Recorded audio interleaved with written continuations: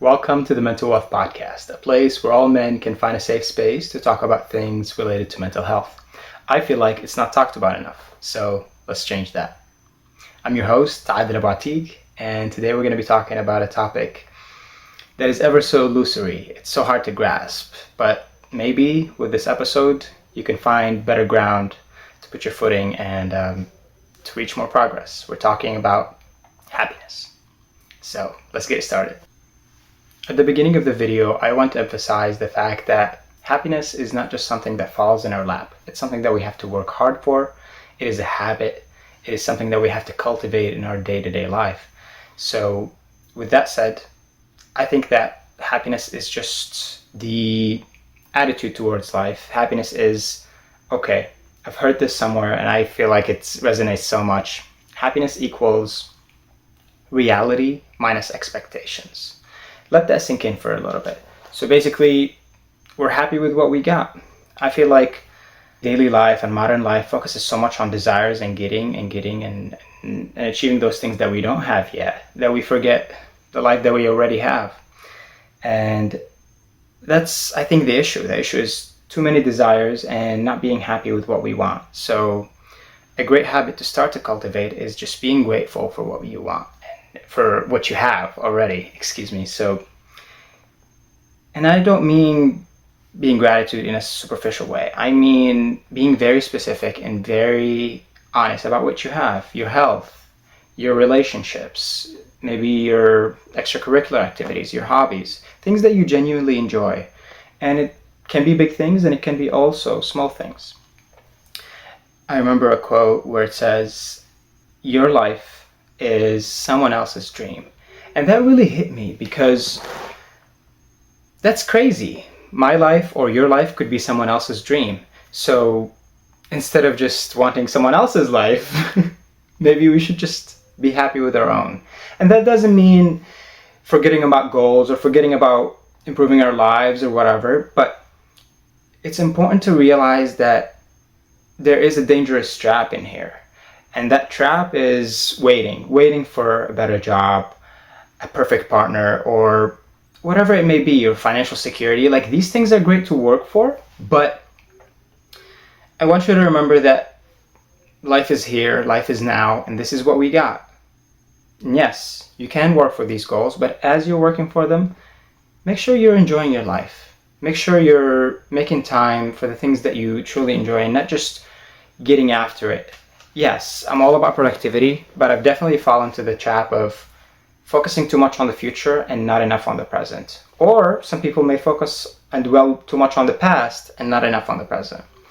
There is a great book that I do want to mention in this channel, and I'm not a sponsor, but you guys could sponsor me. It is The Power of Now. The Power of Now by Eckhart Tolle is one of the greatest books I've ever read in my life. And this book has a funny story with me because I started reading it when I first got into audiobooks and things like that. And I remember reading an hour or two and I shut it off and I returned it because it just didn't make sense for me and I thought it was garbage. But I kept hearing about it and I kept hearing about it. And 2-3 years down the line, I was like, okay, you know what? A lot of people that I respect have recommended this book. Why don't I just give it another shot? And I'm so glad that I did. Because I read it and it just clicked. Maybe I wasn't ready for it at that time, and now I was ready. And believe it or not, every time I'm feeling something difficult in my life, I'm going through a difficult situation or a difficult period in my life, I would go back and visit that book, The Power of Now by Eckhart Tolle. I don't know if it's the calming feeling or it is the message that I get out of it, but it works. And the message behind it is we're basically just going through our life. Imagine this line, we're going through it and this is us. From life, from birth until death. And if we keep jumping and remembering the past and dwelling over it, ruminating over it, or worrying about the future that hasn't really happened, our life is literally passing us by and we're not even living it. So this is a huge reminder for people to, yes, learn from the past, prepare for the future, but do so now. Do so with honoring the now, the present, because it's all that we really have. And it sounds so simplistic, but when you really think about it and you think how you spend your actual day, I do think that, and it mentions it in the book, I do agree with him that overthinking is a disease and it's robbing our happiness away. Happiness, I do believe, is just appreciating what we have. So give it a shot. I highly recommend you reading the book. But if you don't, if you get one thing out of this video, is learning how to live in the present. That, I feel like, is one of the keys to happiness. Living in the present, accepting what we have, and appreciating it. And being grateful, because our life is actually pretty good. We just forget it sometimes.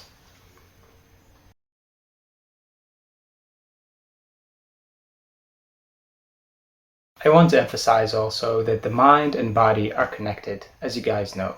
So this means that you need to take care of your physical health, mental health, and social, whatever health you associate with well-being.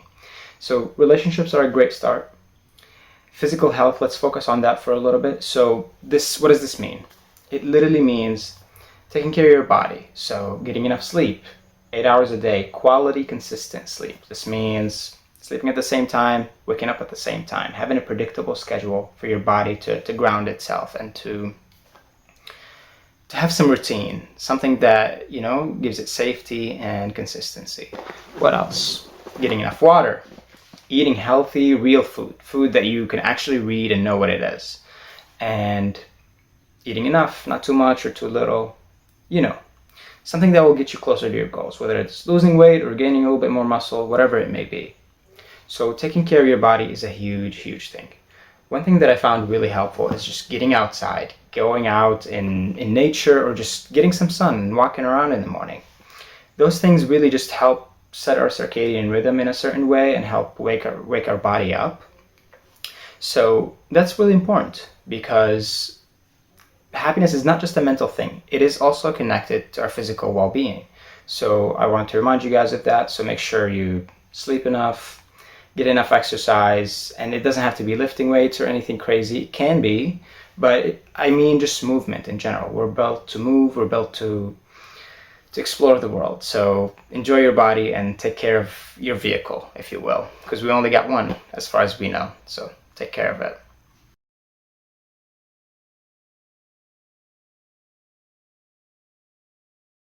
So basically, I'm trying to structure this video in a matter of habits. I want to give you habits that you can just implement in your day-to-day life. That way you could actually be happy and have a sustainable effect after watching this video. I want you to get something out of it, something that can benefit you in the long run.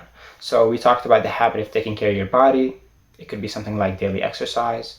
We also talked about the habit of gratitude. You can be grateful for 5 things in the morning and 5 things at night, and try to vary them up. Don't just say I'm grateful for my cat every single day. Just do something different, and you'll realize that you have much more blessings than you actually think. I've been doing that for a while, and every day I can come up with different things. So it forces you to be creative. And I want you to remember that, I read this somewhere, but I found it very calming, is that our brains are actually wired to look for the negative in life. It's a negative bias, negative tendency. So you shouldn't feel bad about maybe focusing on the bad, but you want to retrain your brain to focus on the good that's already in your life. Because unfortunately, and this is the fact, you have to work a little bit harder to be happy. You have to work a little bit harder to be more positive. So this is important, because I don't want you to feel bad about feeling bad. It's our human nature to see the things that are missing, and it's our job to remind ourselves to see the things that we already have and be grateful for that. Another framework that I want you to keep in mind as you're going through life is the question between short-term pleasure and true fulfillment.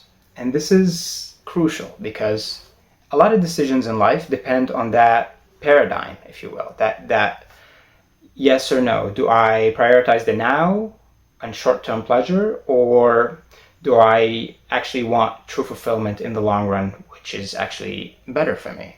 So this doesn't mean focusing always on the future, but it also means just prioritizing what's going to truly be good for you in the long run. This means eating healthy, this means associating with the right people, and it means making better decisions. So whenever you're going through a decision and you find yourself at that crossroad, at that fork in the road, and basically just ask yourself, is this going to bring me true fulfillment, or is it going to help me feel good in the moment, but then I'll regret it later?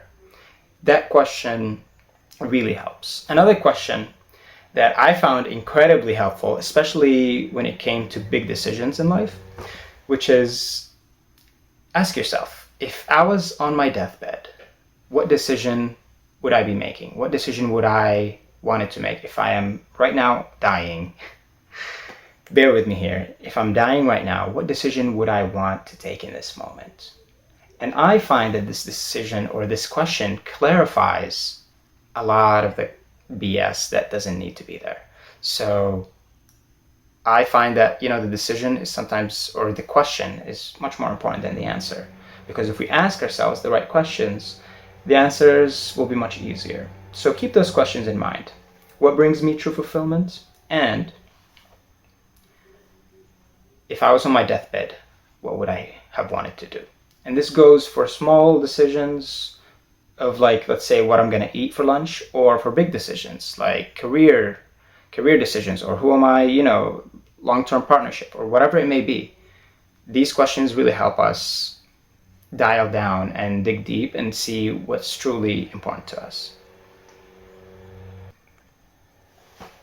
And a talk about happiness cannot be done, obviously, without the talk about healthy relationships.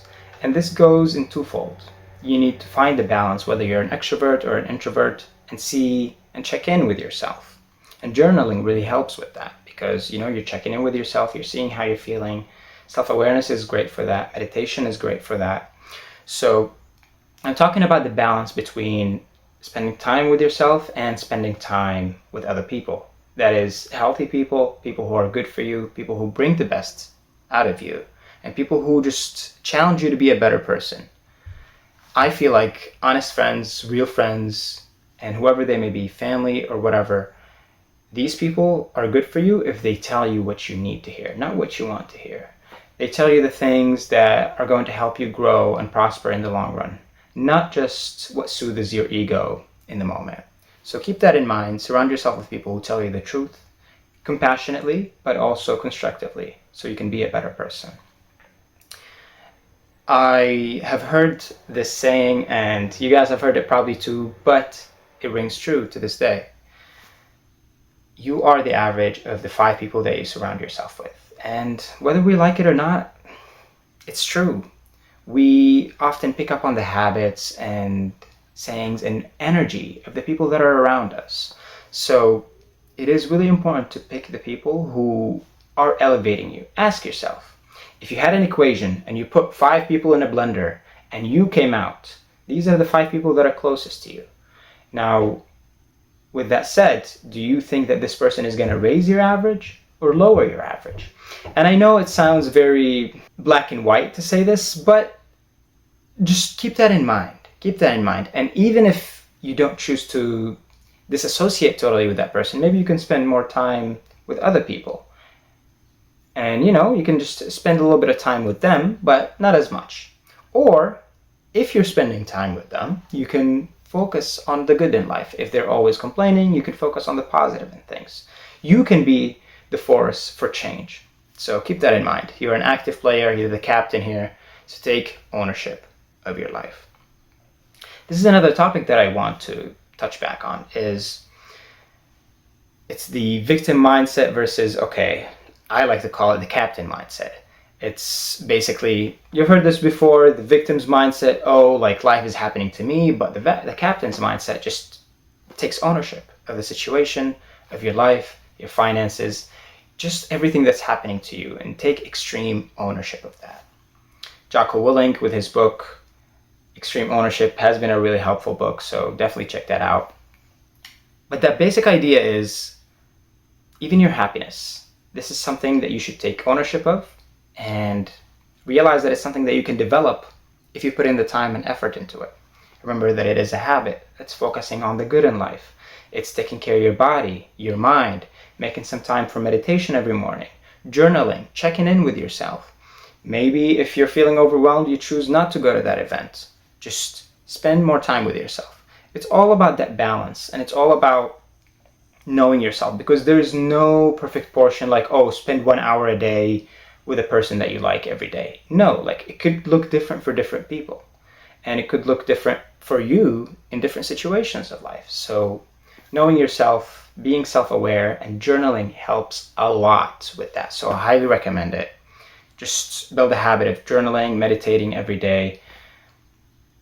These things really helped me and really ground me, and I feel like it would help you too. So I wouldn't say I'm at the point of enlightenment. I haven't reached that point yet, but I do think that I'm much happier than when I was a few years ago. And this is because basically I realized that I should focus on the things that truly matter to me.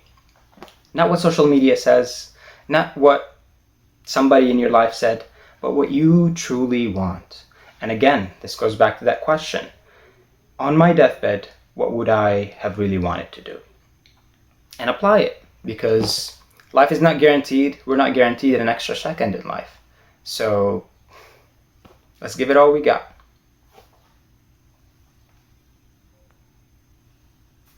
This is also something that I'm working on to right now, which is basically just accepting whatever is happening and accepting what I can control and what I cannot control.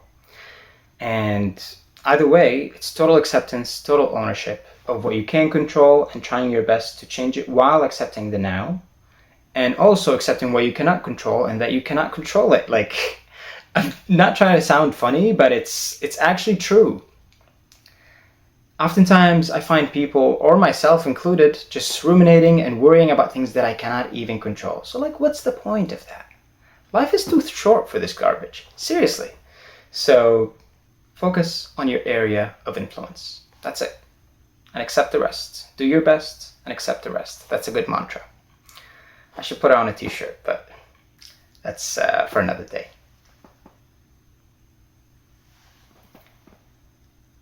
It's a huge thing to understand the difference between constant excitement and pleasure versus true happiness.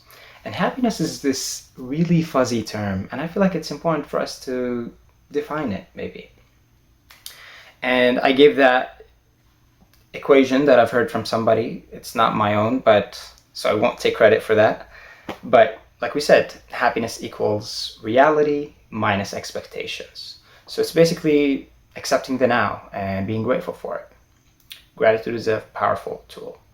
With that said, I'm going to share a few stories, like the moments when I really remember just being happy. I remember living on a 14th floor somewhere, and I would wake up every morning and do my morning routine and everything, and then I would just get out, even if it's cold, and I would just watch the sky and get out. There was like a little couch outside on the balcony. I would get out, I would sit, meditate, and it would be the best time of my life. And I think it wasn't because I was doing anything phenomenal at the time. I was just basically focusing on my breath, meditating every morning. But it's the fact that I was doing simple things to benefit my life, and I was also just being present. And I feel like that's genuinely it. It's not the big things. It's the small things, the small moments that you appreciate. Playing with your pet, talking to your brother or sister, or honestly just having purpose. Another story that I remember where I felt truly happy at that time in my life is having a sense of purpose, a sense of mission, something that really brings all the colors out of you, brings all the vibrancy and energy and happiness out of you, and helps you share it with the world. I remember also at that period of time, I was working on meaningful projects for me, and I'm the kind of person that loves working with their hands. So I was making this wooden box, and I was just waking up and being excited to wake up every day and just work on it. It was beautiful. And it's important to have our own projects, something that doesn't necessarily bring us money. It's something that we genuinely enjoy for the sake of it. Whether it is art, whether it is music, no matter what it is, writing, reading, being in nature, hiking, moving, whatever it may be. Just do something for the sake of you. Just enjoy those activities. And this goes back to the idea of waiting. Like, don't just wait until you have a lot of money so you can do those things. I want you to do it every day because life is too short to wait. Start living now. That's my advice. When it comes to happiness, that talk again cannot be done without the talk of nature. So be outside. Honestly, I'm gonna sound like a hippie right now, but that's okay. Take off your shoes and run in the grass. Feel the earth. I feel like we're just so disconnected these days. And going back to nature really grounds us, helps us just pause and actually live in the present. I don't know what it is. I think it's the beauty of nature that helps us just pause, helps us realize how beautiful the world is. When I have a few days normally where I don't go outside, and then I do go outside, I just remember, oh, the world is actually really beautiful, and I was just stuck in a building all day. So especially if it's winter time and you live in a cold area, it happens. But even if it's cold, it's really worth just going outside and living, you know? It's not just about achieving, it's also about living. And trust me, this is coming from a workaholic that is working on it. So take my word for it. Go outside, even if it's, a walk in the park or just outside. But yeah, the more nature there is in your life, I feel like the happier you'll be. I think the technical term for it is nature bathing. Didn't make that up, but hey, go bathe in nature for a little bit. I remember when I was in Guatemala and it was a few weeks into the trip, I started feeling a little bit lost, honestly. And this is probably due to the fact that I was maybe having too much fun and not doing enough productive things. I do believe we need a balance. So I was sitting in a park and I came across this guy, and he told me that his wife basically runs a kind of like a club or a study session after school to help kids improve their English and, just give them little treats, stuff like that. Basically like a study session after school. And he was like, if you can help, we'd be grateful. And I'm like, heck yeah. It sounds like a lot of fun. I love working with kids, and I basically said yes, and I'm so glad I did, because I ended up going there for 2 weeks, and it was literally one of the highlights of my trip there. I had so much fun, and the point of the story is that it really brought me meaning, just stopping to focus too much on myself and focusing more on others. And it gives me a lot of purpose, because I would just wake up, get ready and go for a few hours and help out, and then have the rest of the day for myself. So basically, it gives me a lot of structure and a lot of meaning. And this is what I want you to get out of this story. Focus less on yourself and more on others. And trust me, happiness will follow. The saying that happiness is like a butterfly, so the more you chase it, the more it runs away, the more it flies away. With that said, I do believe that happiness can be a byproduct of chasing things that are meaningful, of pursuing things that are meaningful for us and for other people.